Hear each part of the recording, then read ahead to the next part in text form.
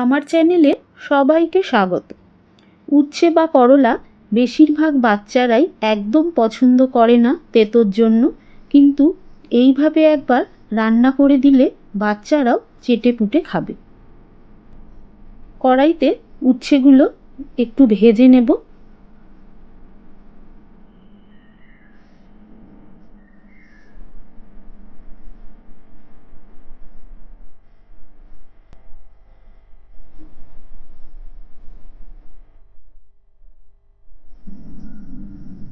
এবার একটা ছোট সাইজের আলু এইভাবে কেটে নিয়েছি।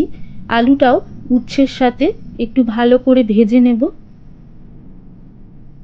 উচ্ছে একটু ভালো করে ভেজে নিলে উচ্ছের তেতো ভাবটা কিন্তু অনেকটাই কমে যায়। এইভাবে আমি একটু ভেজে নিয়েছি।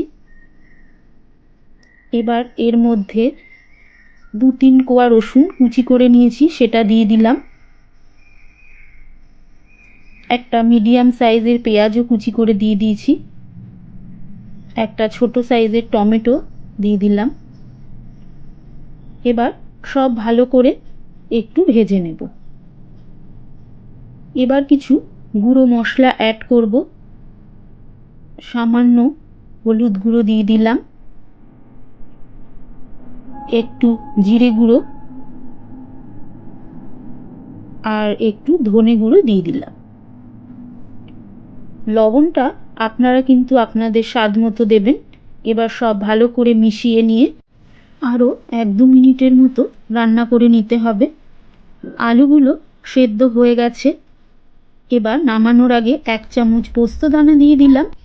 এতে রান্নার স্বাদটা কিন্তু অনেক গুণ বেড়ে যায়। এইভাবে আপনারাও একবার বাড়িতে ট্রাই করে দেখতে পারেন। আশা করি বাচ্চাদের খুব ভালো লাগবে।